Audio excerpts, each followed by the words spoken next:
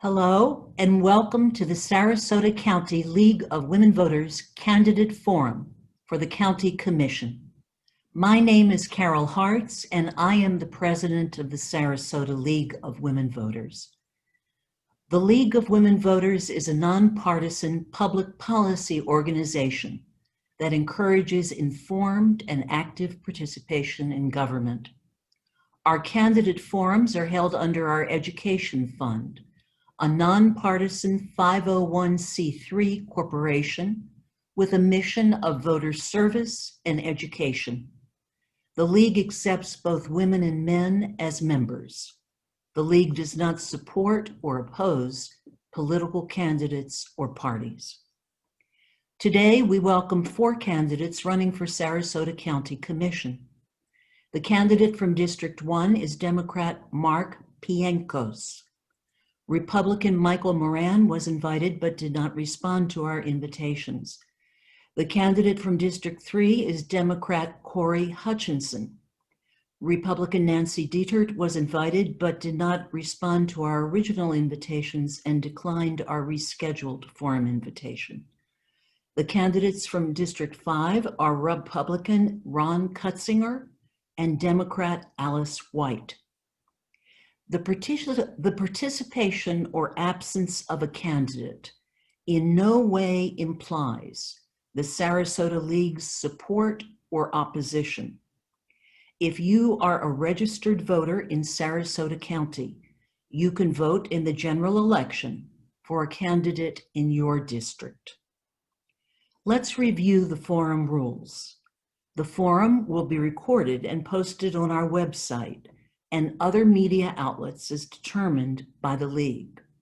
The recording is the property of the League. Written permission must be sought for the use of the video, which may not be edited or altered. Every candidate will be asked the same questions. Candidates should answer all questions within 1.5 minutes, other than the introduction and summary, which will last for 2 minutes. Our timer will display a warning when 15 seconds remain and a red stop when time is up. I will rotate which candidate begins answering question by district. Questions were developed by the Sarasota League and submitted by voters. Any opinions expressed tonight are those of the candidates and not of the Sarasota League. This forum will be conducted without rebuttal. We ask all candidates to speak only for themselves and not to provide insight into their opponents. We look to candidates to help us understand their policy positions, problem-solving skills, and values so that we can make better choices as informed voters. And now to begin. The order for the first question will be Dr. Pienkos, Mr. Hutchinson, Mr. Kutzinger, Ms. White. And that question is, please introduce yourself and describe your qualifications to be elected to the Sarasota County Commission. Dr. Pienkos, will you begin, please?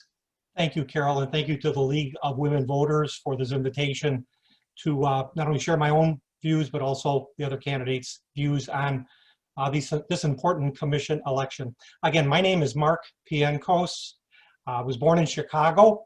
I received a bachelor's and master's degree from Northern Illinois University, and then the equivalent of a second master's degree from the University of Wisconsin-Milwaukee in the area of educational leadership.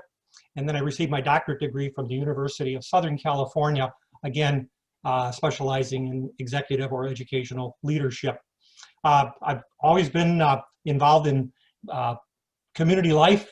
My wife and I, who have just celebrated our 48th wedding anniversary, we've always been involved with our community, whether it be in our children's schools, whether it be in our community, our church, civic organizations, as well as also in politics.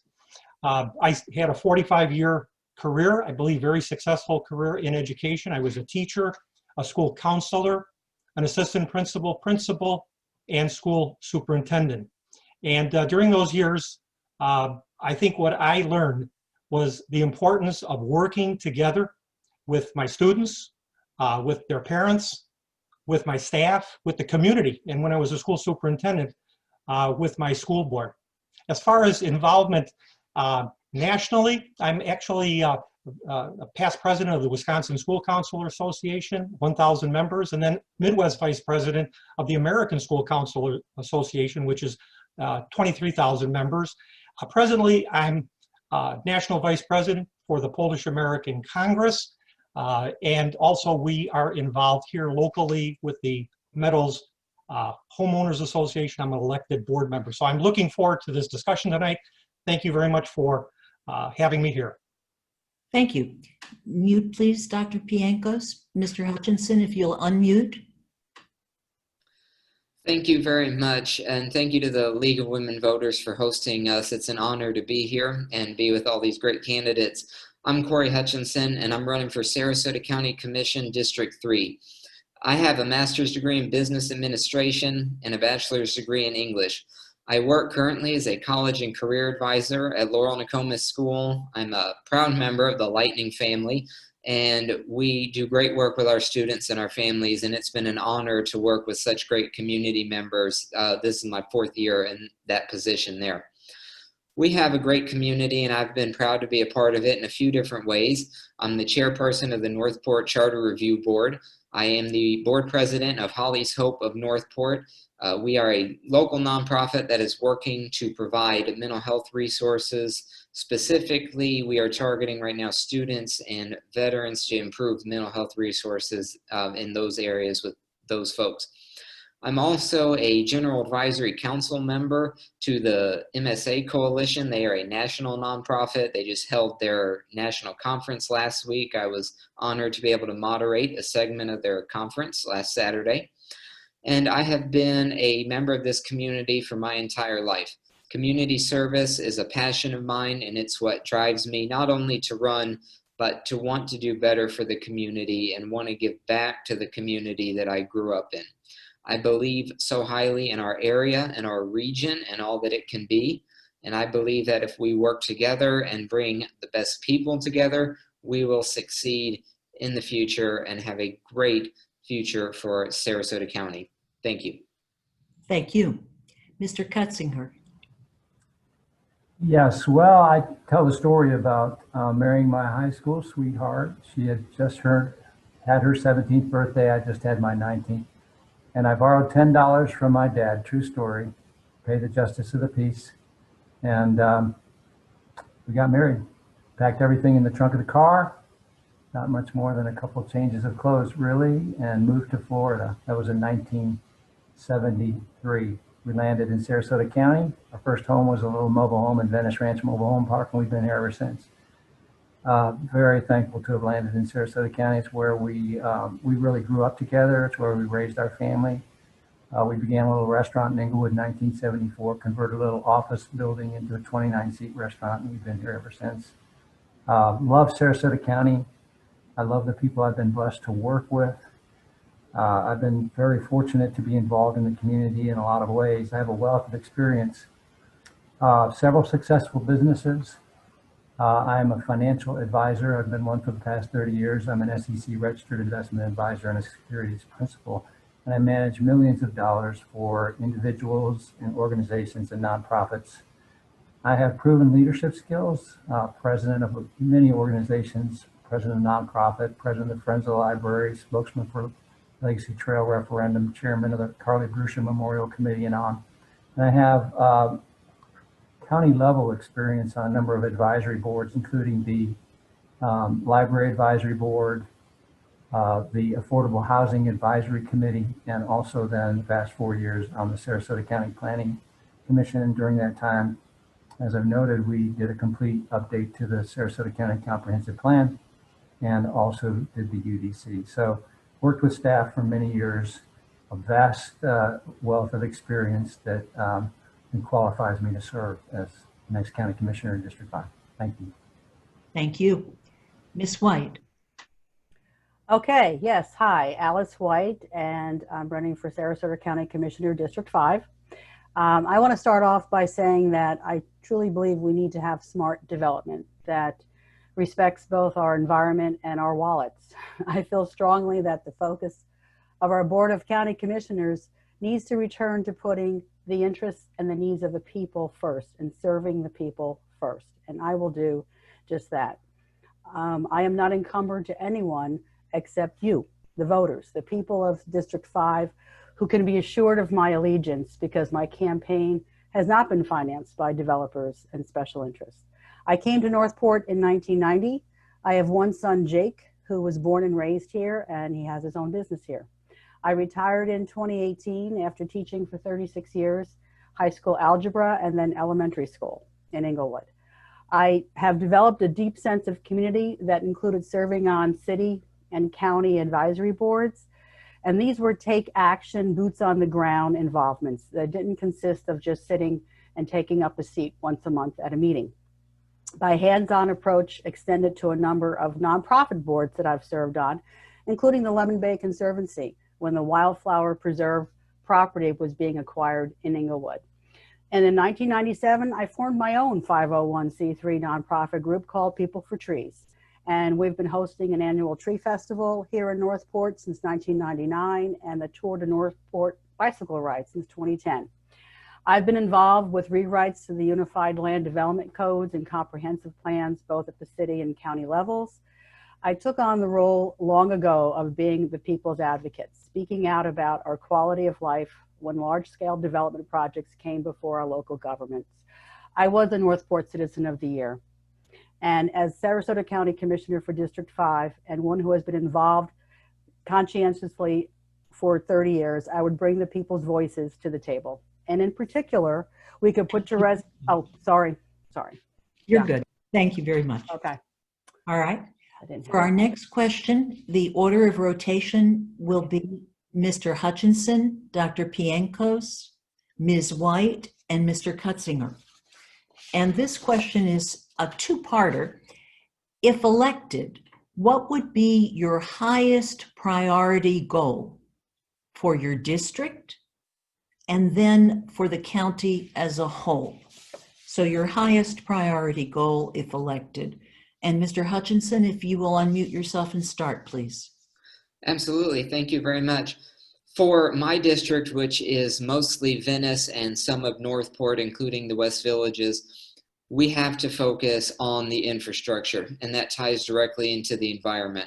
We have had many sewage spills in that area, and it's not all the city of Venice. Some of that, actually a lot of the infrastructure that has leaked and had issues has been old Sarasota County infrastructure.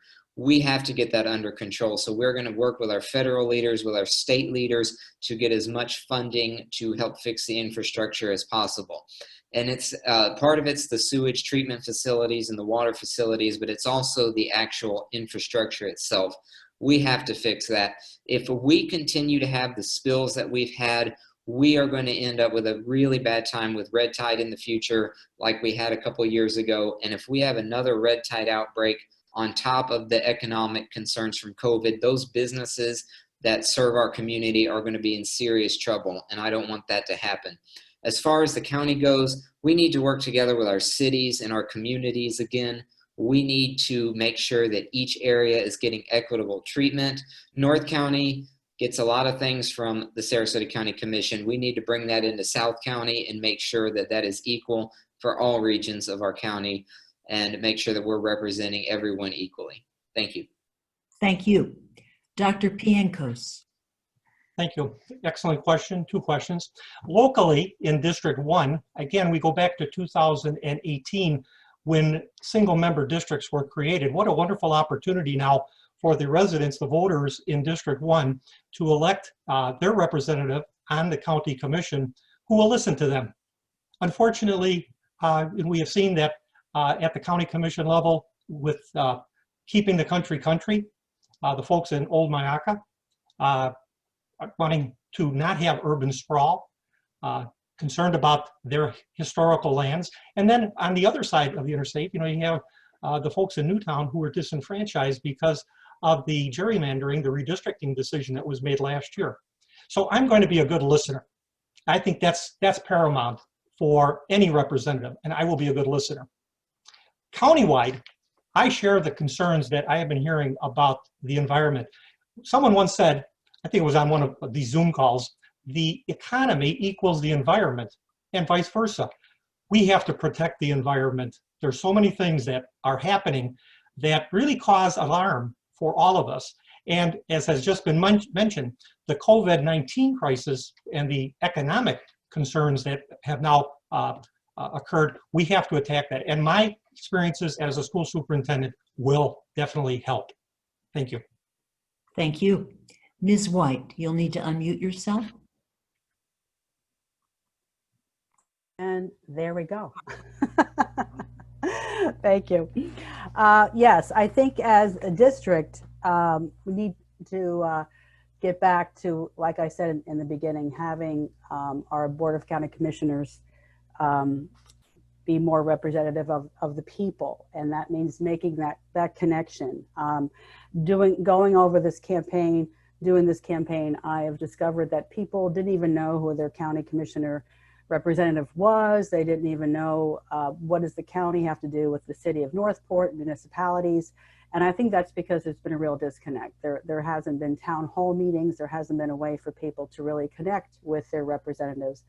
And that has to happen. I'm a very approachable person. I have worked with the people, again, for decades here, and being a teacher, learned all kinds of ways to team build. That was a must every single year, having a new class, new parents, sometimes new team members in your grade level, and also sometimes new administration. So you had to learn how to get along with people. And as far as the county goes, yes, the environment has to come first. I think Sarasota County should be the environmental role model in how to protect our environment, since everything here is based on our environment. Thank you. Thank you. Mr. Kutzinger, if you'll unmute. There you go.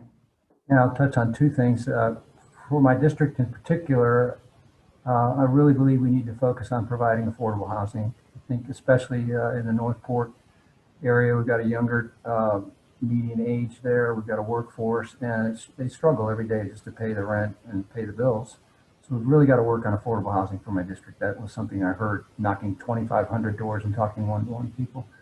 But for the county, I think we've really got to focus right now on where we're at, and that's a full and complete and strong recovery from the pandemic, economic vitality and strength, prosperity. That means a lot of things. That means obviously keeping people safe. So we've got to really support our law enforcement to keep people and businesses and streets safe. We've got to work on bringing jobs to our community. That's another thing that I heard talking one-to-one people in my district, but also I think across the county, we've got to really focus on bringing resilient, durable, high-quality companies, businesses, and jobs to our community, because we saw in red tide issue and also now with COVID, tourism and just a few things we have here fund our economy. Well, we've got to bring more businesses and jobs to be able to weather things like this. So those two things, focus on affordable housing for my district, but across the county, making sure we cover strongly and emerge strongly from this pandemic. Thank you, Mr. Kutzinger. And you will begin. I see you're quick to mute yourself, but you'll be first up to bat in the next question. And the order of rotation will be Mr. Kutzinger, Ms. White, Dr. Piankos, Mr. Hutchinson. The next question: what is your position on the current process by which the public participates in the consideration of growth plans in Sarasota County? What changes would you make, if any? Mr. Kutzinger? Okay, well, there's a pretty robust process. I think, the idea that we have neighborhood workshops is really a key. That's where I saw a lot of communication going on. And I would really, if I had one thing to focus on, it would be strengthening that process of neighborhood workshops and making sure that people are very aware and can attend those things to understand what's being proposed. Once it goes through the neighborhood workshop, then it does go to the Planning Commission. I would strongly recommend for areas of rezone that we make sure people have the ability to see the fact that there's a rezone going on, that they're well noticed, and that they can participate in that, because everyone has the opportunity to come and speak to the Planning Commission. It's where these things are vetted and we find out what the issues are and can work through those so that the changes that we might make come to the surface. And then there's another, once that's done, then there's another, the other opportunity for them to come forward and participate in it, and that's during the Board of County Commissioners. And so everyone has that privilege of being able to speak and speak to it. Strongly recommend that when people do come forward and participate in that process, that they really do so in a way that gets them involved. So yes, I think that those things help people be involved in the process of growth. Thank you. Ms. White. Thank you. I think the process is in place. There's all of these levels of how people can be involved with the workshops. And yes, we have the public hearings and we have the Planning Commission. I think, though, that the problem is listening to what the people have to say and respecting what they want.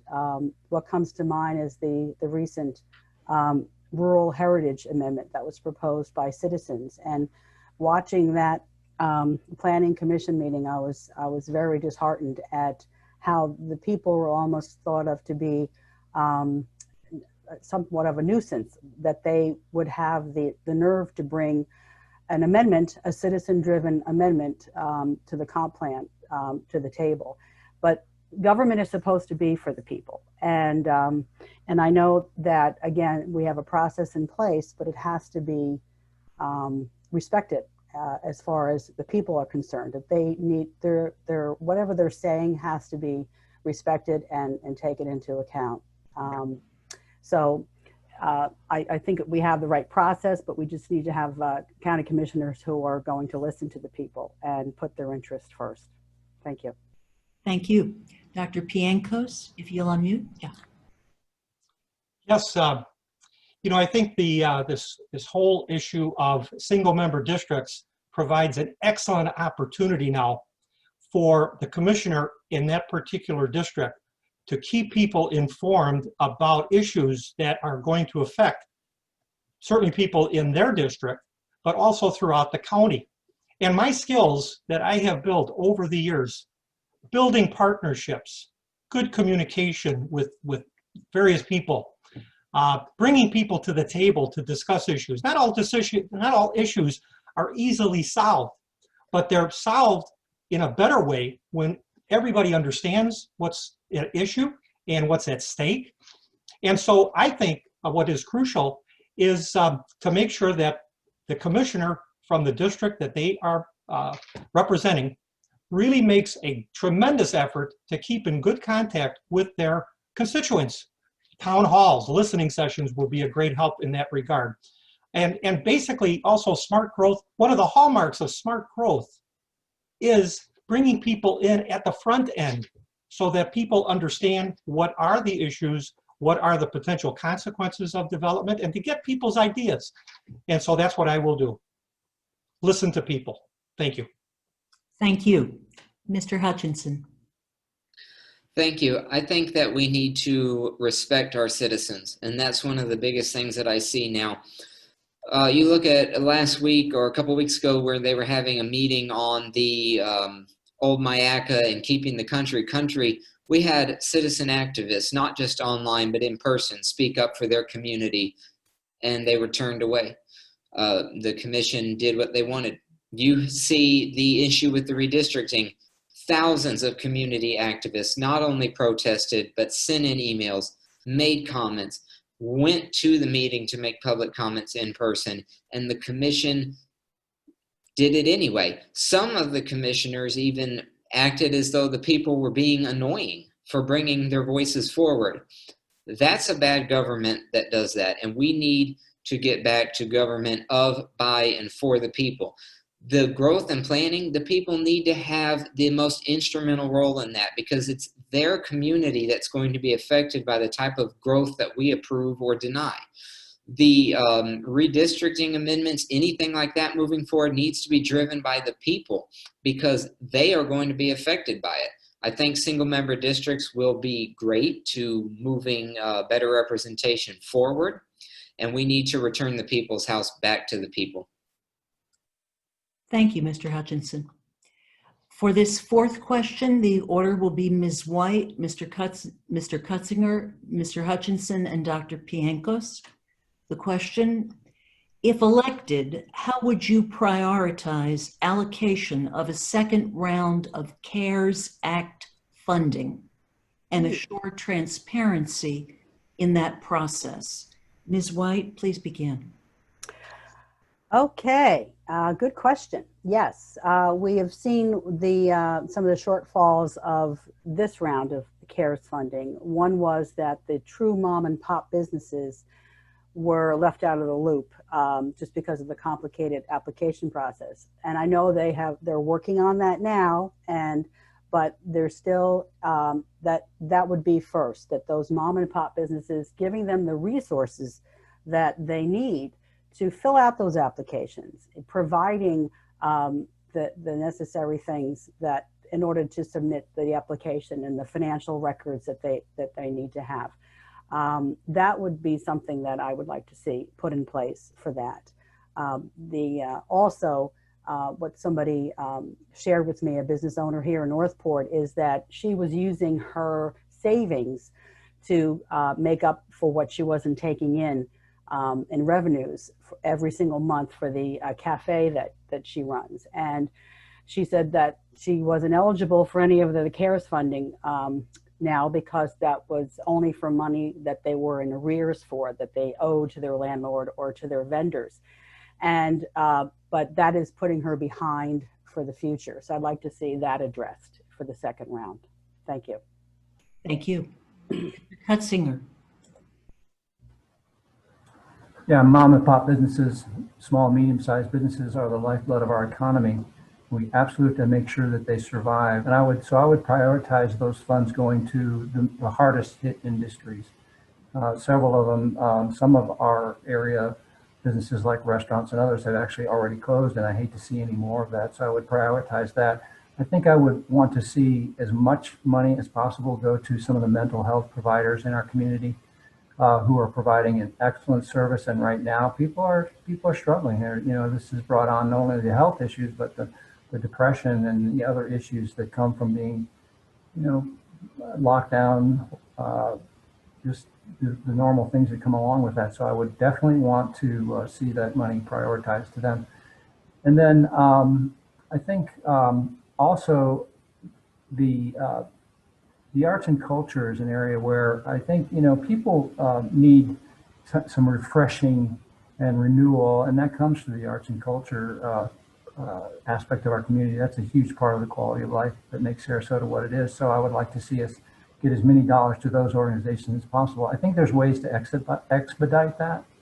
And those people that are receiving, for example, some tourist development dollars have already kind of qualified as those who are worthy of money. So I think there's ways to look at this and see how can we speed it up and get it to the best places possible as soon as possible. Thank you. Mr. Hutchinson? Thank you. We need to make sure that this second round is much more efficient than the first round. As Ms. White said, they are working on it now, but it has come too late for some businesses, unfortunately, because of how long it took for them to get that funding. We need to make sure that we look at those mom and pop shops, the small businesses that have been the backbone of this community for so many years. They need to get that funding and make sure that they can keep our economy going. Without these businesses and the backbones of our community there, we will have severe economic troubles in the next budget cycle. We really need to make sure that they get that funding.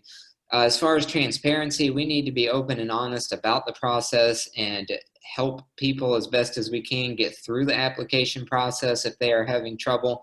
We need to make sure that we are not just explaining how the process works, but also being there if it goes badly. How can we help to make it work to ensure that you get that money? It is critical to our economy. We've had a lot of nonprofits do very good things. We need to make sure that they get that funding as well, and that they continue the good work that they're doing, and also step up on our end of providing some of those services as well. Thank you. Thank you. Dr. Piankos.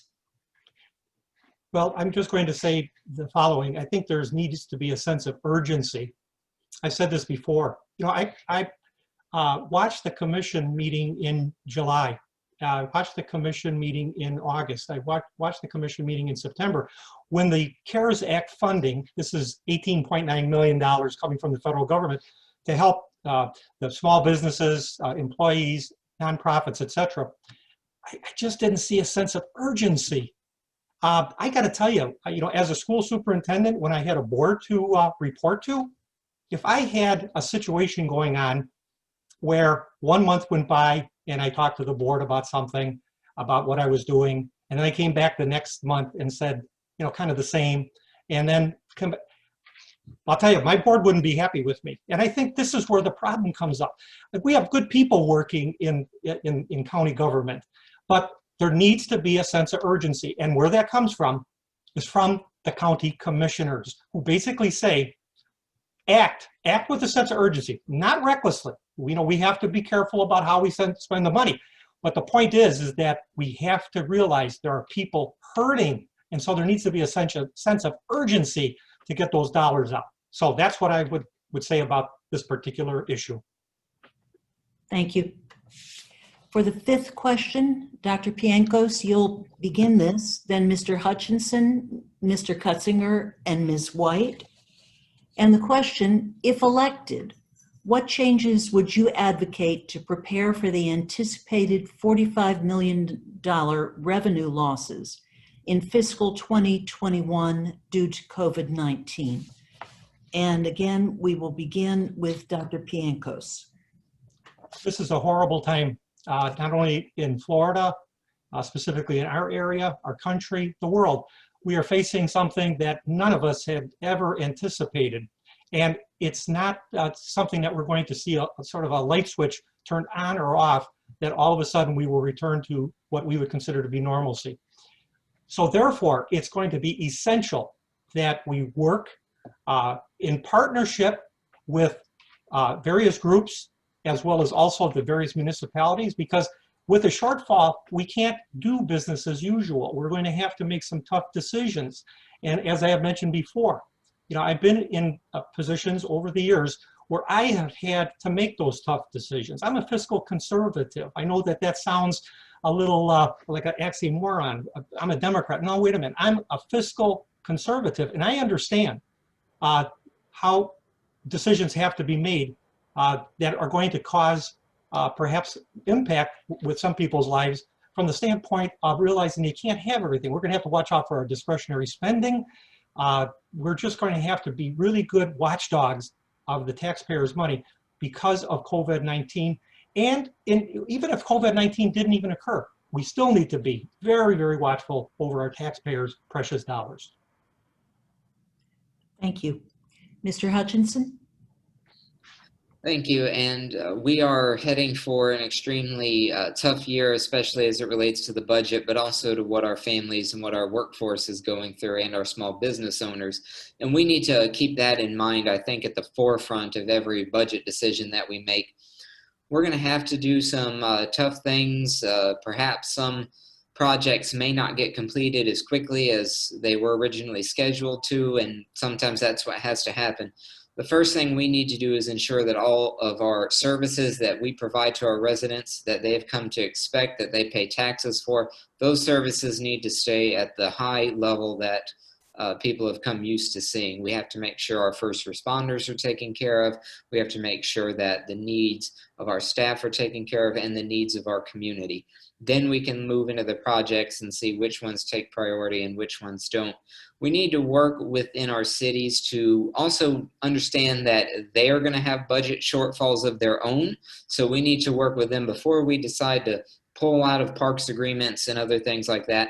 We really need to work with our cities to see how that will affect them, because at the end of it, we have not just the people in unincorporated county to be responsible for, but all those in the cities as well that are still paying county taxes, and we need to make sure that they are getting a high level of service as well.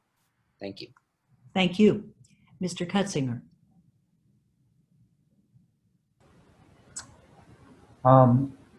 I would be interested to find out where the $45 million figure came from. Not sure that that's accurate. I don't know that we'll know for a while. But of course, I think we need to be very serious and we need to prioritize our capital expenditures. And I think some of those projects are going to need to be paused. I think they've taken that action and they paused about $5 million of capital projects that were scheduled. We may have to scale some of those back, and some of the things we'd hope to do may have to be, done a little bit later. We should, of course, review discretionary spending and make sure that where we can make cuts safely, that we do so. I think we need to maybe implement a temporary freeze on non-essential hires. And I think these are things that the commission is working on moving forward on. And then, of course, I think we could allow for staff reduction through attrition. I would much rather do that than see anybody lose their job. Obviously, we would want to keep everyone working.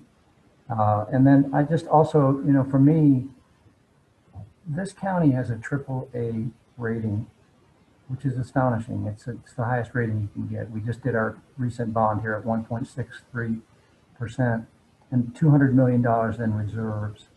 So we need to continue that legacy of fiscal conservatism, fiscal discipline, and fiscal responsibility. Thank you. Ms. White?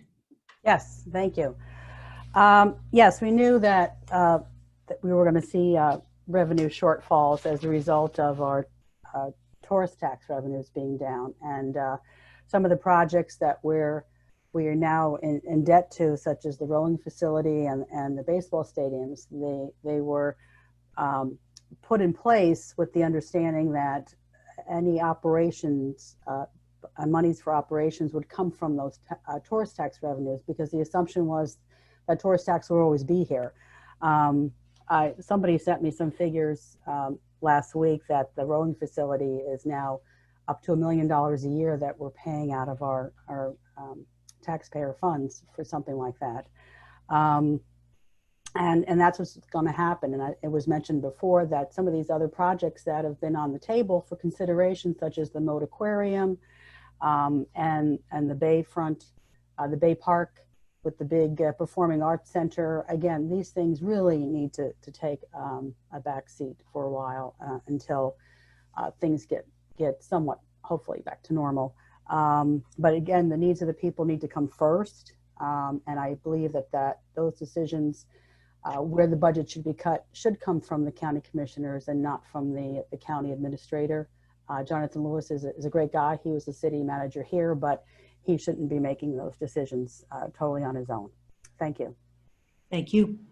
For the sixth question, the rotation will be Mr. Hutchinson, Dr. Pienkos, Ms. White, and Mr. Cutzinger. The question, number 6, is what changes, if elected, what changes would you make, if any, to the current method used by the County Commission in redistricting? And Mr. Hutchinson, you're first up to bat. Thank you. The current method that was used with this redistricting, where they accepted the map of a convicted political criminal to redraw these maps in the middle of an election cycle, was absolutely disgraceful. It was a slap in the face to the public procedure that we know to be what goes on for redistricting, which is you go through a census, you get your population numbers, staff works to create new fair maps, and then you have a redistricting if required by state statute. That's the process we need to follow, is the one already set out in state statute. Wait for the census, which we know is the most accurate population numbers that you can get. It was very disappointing how this current redistricting was done. It was extremely disheartening to see all of the citizens that spoke up and spoke out, and they still did it anyway on a 3-2 vote. We really need to bring back the people's voice. Let's wait until after 2020 we get the census results. 2021 we go through the redistricting process and we redistrict if needed. before the next election. That's the proper way to do it, and that's the way that we need to do it moving forward. The way it was done now disenfranchised all of Newtown, it disenfranchised thousands of others, and it's very unfortunate to a transparent public government. Thank you. Dr. Piankos? Thank you. My district was greatly affected. The redistricting that took place after the citizens had voted to create single-member districts, District 1, as it turned out, was a Democratic district. But the effort to redraw the lines in District 1 to make it more favorable to the incumbent, again, disenfranchised 8,000 voters in Newtown. Really, really bad. But what made it worse was the fact that not only the procedure that was used, but also the fact that hundreds of people came to many, many meetings. I spoke at one of the meetings that basically said, wait for the federal census, which is going to take place in 2020, to redraw the district lines. Well, you know what could happen? Unfortunately, the citizens of Newtown cannot vote for a commissioner this year. And it's possible that the federal census may decide to move Newtown back into District 1. If that happens, they can't vote for a commissioner in 2022. Not good. They should not have done anything. Wait until the federal census and allowed the chips to fall where they may. That's where I feel. Okay, and I'd like to remind the panelists that this question deals with changes that you would make going forward. So, Ms. White, if you'll be up next, please. Yes. Can you hear me? Yes. Okay. I didn't see my yellow box come up. Sorry. Yes. I read that something like 60% of the voters wanted to see single member voting districts. And it really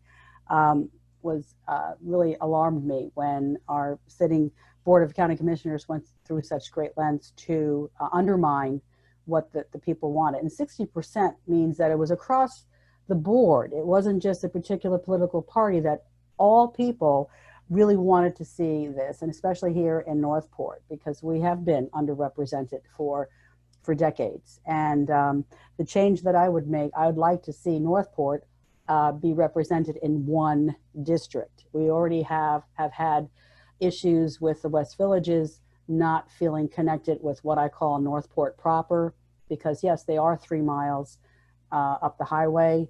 It was a concern that I had 20 years ago when those annexations were taking place, along with some other people, that it would be really hard to create cohesiveness with us when they geographically are so far apart. And now that they're in a different district, it really kind of made that even worse. So I would at least like to see Northport all be within one district. Thank you. Thank you. Mr. Cutzinger. Ron, you're muted. Gotcha. There you go. Yeah, I think I agree that 2021, we're going to redistrict. I think we're required by law to do so after the census here. And the key will be lengthy, deliberate process of making sure that we get a lot of community input and involvement in the process, making sure that the districts are equally balanced. It's very important. Prior to single member districts, it wasn't a key issue because you voted for all 5 of your commissioners.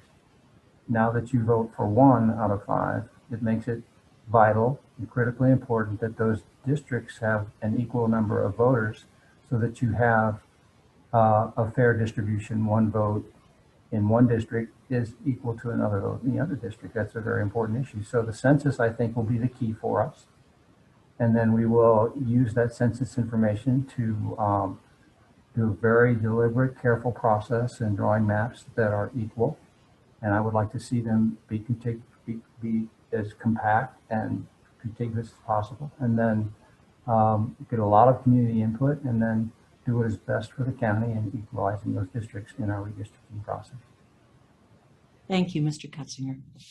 This will be our last question before our summary, and the order will be Mr. Cutzinger, Ms. White, Dr. Piankos, and Mr. Hutchinson.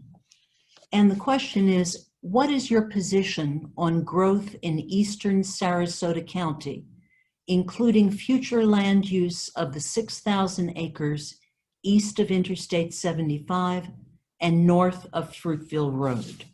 And Mr. Cutzinger, if you would start us off, please. Well, 2050 was designed so that we could avoid urban sprawl. And what the concept there was, I think, very noble concept, is to say, let's do this in a way that will protect the environment, where we can do things like allow for a 60% protection, a 60% open lands and protection of the environmental features that make it such an amazing place.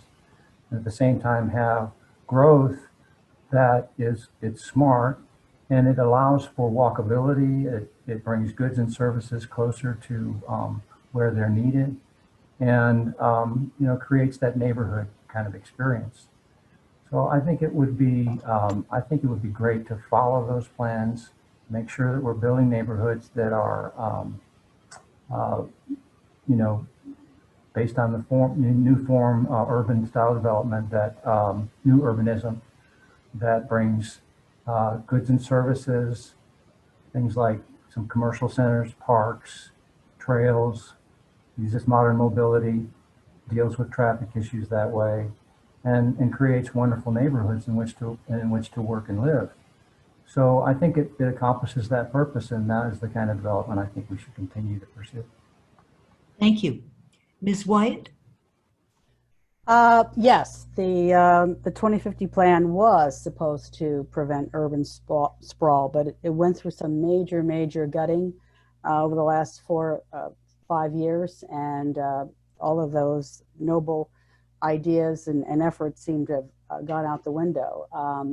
First of all, when they're planning roads that are going to a new north-south road that was moved even further east, that is just going to promote more urban sprawl, because we know that roads always bring in more development. I remember when I was commuting from Northport to Englewood for 23 years when I taught over there, and 776 was 2 lanes. And then when it became a 4-lane divided road with a second bridge over the Myakka River, that whole area in East Englewood just exploded, because that's what roads do. And so I don't see how we can say we're trying to curtail urban sprawl when we're going to build a road that is even further east, going through even nature preserves. I understand it is just totally against what we said we were going to do, and that was to have these urban centers where people can walk to stores. It doesn't seem to be happening. Thank you. Thank you. Dr. Piankos? Thank you. That's why we're hearing "Keep the country country." That's the battle cry of being so concerned about urban sprawl. You know, the area we're talking about is about 10 miles east of the interstate on Fruitville. So, you know, all the infrastructure that will have to take place, the amenities, that's what urban sprawl is all about. And there's a concern about that because the environment is going to be taxed to the max. You know, 70% of the population lives west of the interstate, 30% east. There's going to be development, but the key is, how do we develop these lands? And again, keep the country country. Be concerned about historic lands, but also be concerned about we talked about it, urban sprawl. You mentioned a moment ago about the roads that are being built. They're going to be promoting more of that urban sprawl. So we have to be very concerned about this. If we're not, we're going to be short-sighted. We're going to be short-sighted from the standpoint that we'll have building, construction, congestion, environment being attacked, short range, but the long range impact is going to be huge. So we must be very, very concerned about urban sprawl and development east of the interstate. Thank you. Mr. Hutchinson? Thank you. We have heard from the members of the community in Old Mayaca and east of 75 that they want to keep that area country, keep the country, keep it rural. And we need to respect that. Here's the deal. We know that when we respect our communities, they will thrive. We respect each section of our county, it will thrive. And each section is different. You can't do the same things in downtown Sarasota and do the same things in east of 75, the same thing in Venice and Northport. Each community has its own unique charm, its own unique designs, and we need to respect that. The folks who live out there have made it very clear they don't want urban sprawl. Our county has not done a thing to slow it down, and none of their decisions that they seem to be making now are slowing down that urban sprawl. We really need to balance the growth and the preservation. And one of the consequences, if you don't, is that when you start pushing against the environment and the natural design of those lands, it's going to push back. And that's when you get consequences environmentally and economically. We need to respect not only the land, but respect the people out there and respect their wishes and work as hard as we can to make sure that the development, any that occurs, respects that community in that region. Thank you. Thank you. Finally, we come to our summary question, which is why voters should vote for you. The order of rotation will be Ms. White, Mr. Cutzinger, Mr. Hutchinson, Dr. Pienkos. Ms. White, and you have 2 minutes, please. We're switching to a 2-minute time frame. Okay, thank you. Well, I want people to know first and foremost that I care. I care that there has been a real disconnect between our elected officials and the people that they should be serving. I would honor the position of what it means to be an elected official, to serve and represent all of the people. I don't have my own agenda. The people will determine my agenda. And I will bring my 30-year history and varied experiences of being continuously involved in my community to the dais. I care that the people of Northport in particular, the largest municipality in Sarasota County, do not have a seat at that county table. We need to have smart development that is both financially and environmentally sustainable. And we have to be more realistic about the way we're impacting our natural environment. I hear this all the time because our environment is everything. It's why we have all these discussions about growth and development. It drives our economy. And we are all environmentalists because an environmentalist is one who understands how the environment impacts us and how we impact the environment. And like I said before, Sarasota County should be the environmental role model and set the standard for protecting our natural surroundings. So you, the voters, have a clear choice. You can vote to have the same old, or you can vote to have a new direction, one who will really put the needs of the people first, as I have been an advocate for the people for the 30 years I've lived in Northport. I will listen and I will care about all the people of Sarasota County, and I will care about you. Thank you for having this. Thank you. Mr. Cutzinger. Well, I'll end where I began. I love Sarasota County, and I'm so thankful I landed here. I wake up every morning, and frankly, almost every day, I thank God for being a part of Sarasota County. They did a community survey last year, and they found that 95% of the respondents said that they're satisfied with the quality of life here in Sarasota County, and 95% of them also said they're satisfied with the level of government experience. It's been called the crown jewel of the West Coast, rightly so. And that's why do so many people want to move here? I mean, think about the quality of life. We have world-class amenities. We wake up every day to this beautiful natural surrounding, the beaches, the parks, the preserves. We have 180 plus square miles of protected lands in this county and 55,000 acres of parks and 160 parks. We're building the Legacy Trail. We're doing the Bay Park Conservancy. We're doing everything to enhance and expand that experience even more. It's only going to get better. So I am really thankful to be a part of this county, and I'm excited about continuing a legacy of financial strength and quality of life and economic diversity and vibrancy. I say this often, that elected office should be a calling, not a career. That's exactly what it is for me. I don't need a job. I'm not looking for some political position. I have no aspirations on higher office or anything like that. I simply, after having served in so many different community organizations, boards, advisory boards, and other areas, I simply want to take that experience and finish out a lifetime of community service, serving this wonderful county that I love. Thank you. Thank you. Mr. Hutchinson. Thank you, and thank you to the League of Women Voters for hosting us. It's an honor to be here, and if this is the last forum that we have for this election cycle, it has been a lot of fun. It's an honor to be a candidate for Sarasota County Commission, and I'm just thinking of the honor it would be to be elected. We need to return government back to the people. We need elected officials who not only show up for forums, but who also hold town halls, who listen to the people.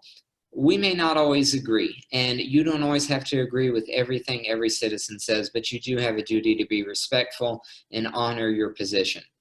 I will work hard every day, not only to fight for you and your interests as citizens, but also fight against the special interests that are trying to run this county. I will fight to balance growth and preservation. I will fight for not only the needs of my district, like infrastructure, getting a hurricane shelter into Venice, working to protect our Gulf waters, but I'll fight for North County, for South County, and everywhere in between. We need leaders who have the passion and the drive to do what is right. I'm in this race and running to be elected to do what is right, not what's easy. I will fight the fights that I need to fight to do what's right for you. I will honor this position.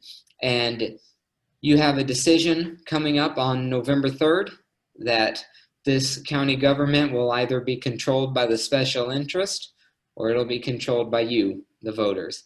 And if you want it controlled by you, and if you want an elected official who is beholden to you, and you like somebody who's a moderate in the middle, I'm your guy, and I'd be honored to have your vote. I am unbought and I am unbossed, and I will work for you every step of the way. Thank you all very much. Thank you. Dr. Piankos. Well, some great closing statements there. And I also want to thank the League of Women Voters for conducting this forum. Great job.